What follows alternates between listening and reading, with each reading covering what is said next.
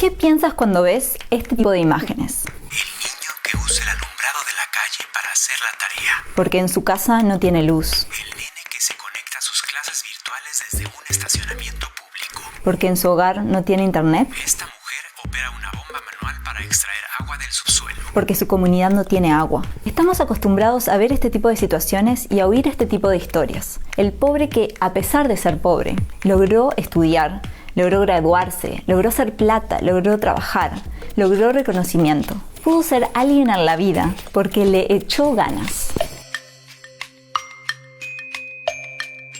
Nuestra cultura popular está llena de estos casos de éxito individual. Sin ir más lejos, admiramos a futbolistas no solo por ser buenos jugando, sino por lo que significó para ellos salir de las villas a las grandes canchas. El problema es que no todos los que nacen y viven a la pobreza, ni siquiera una pequeña parte, puede convertirse en un Diego Maradona. Contar estas historias con un tinte romántico puede crear una perspectiva bastante distorsionada de la realidad. El niñito que estudia bajo la luz del alumbrado público, pero ay, pues ven, ahí está la solución, ¿no? O sea, ¿qué tanto le están ahí quejándose? ¿Por qué no preguntarse por qué no hay servicio de luz? ¿Qué tanto la cuestión de inseguridad te permite salir o no a cierta hora? ¿Qué tanto se garantizó el derecho a la alimentación de esa persona? ¿Cómo está la situación de sus padres, de su familia? Según datos de 2018, 1.300 millones de personas viven en situación de pobreza en el mundo, en el sentido multidimensional de la palabra. Casi la mitad de ellos vive en pobreza extrema, es decir, sobrevive cada día con menos de $1.90. La mitad de los pobres del mundo son niños. Se estima que la pandemia por COVID-19 empujará a 150 millones más a vivir en la pobreza extrema en 2021. Al fin y al cabo, las historias de superación personal son noticia porque son la excepción. Creo que esta gente que lo logra merece gran admiración y respeto, y no es como para hablar mal de las personas, sino realmente para decir, entonces, ¿qué falta para que la mayoría llegue ahí? Los discursos que romantizan la pobreza hacen daño porque alimentan y ayudan a perpetuar los estereotipos que existen en torno a las personas pobres y a la pobreza como tal. Pero, ¿qué es la pobreza? Resulta que ser pobre es mucho más que no tener plata en los bolsillos. En México, por ejemplo, la pobreza se mide cada 2 años a nivel nacional y estatal, y cada 5 años a nivel municipal. Los indicadores para medirla incluyen ingreso y rezago educativo, acceso a los servicios de salud, seguridad social y alimentación, calidad de vivienda, entre otros. 52.4 millones de mexicanos son pobres, es decir, el 42% de la población. Pero la pobreza no es solo un tema de acceso a los servicios, sino a la calidad de esos servicios. Sobre todo, la pobreza está vinculada a la desigualdad. Por lo tanto, a la riqueza y al privilegio. En el mundo hay muchos pobres porque hay pocos ricos, que se quedan con gran parte del pastel. El ser pobre es relativo al ser rico. Por eso, según Cristina Bayón, especialista en sociología de la pobreza y la desigualdad, la clave para combatir la pobreza está, primero que nada, en la distribución equitativa de recursos y oportunidades. Para decirlo de una manera muy sencilla, los pobres son los que no tienen los recursos suficientes para acceder a un nivel de vida socialmente aceptado. Y en cambio los ricos son los que tienen mucho más de lo que necesitan para satisfacer sus necesidades. La definición de pobreza depende de quienes la miden y de los parámetros que usen para medirla.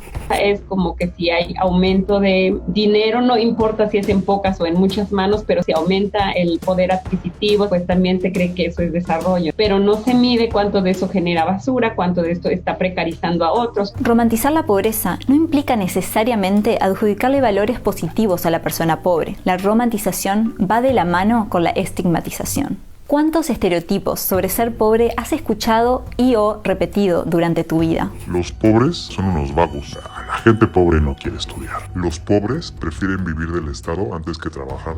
Y claro, esto nos lleva a la gran conclusión. El pobre es pobre porque quiere. Solemos aprender que la pobreza es una cuestión individual, moral, de comportamiento y de elección, pero no es así. Es un problema que tú no puedes resolver individualmente.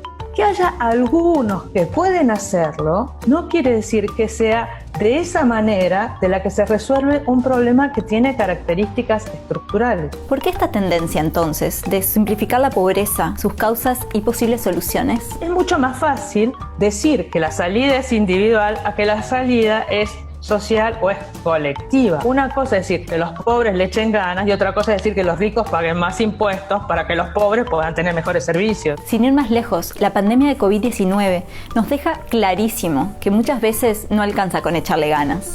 El chico, el joven, la joven puede querer tener todas las ganas de tomar las clases, pero si las clases son por Zoom y no tiene buen internet, no tiene buena computadora, no va a poder tomar la clase. Hay que lavarse las manos frecuentemente. Para lavarse la mano hay que tener agua y hay que tener jabón. Y hay muchas áreas que no tienen agua. Pareciera que hay dos caminos en esta simplificación de las personas pobres.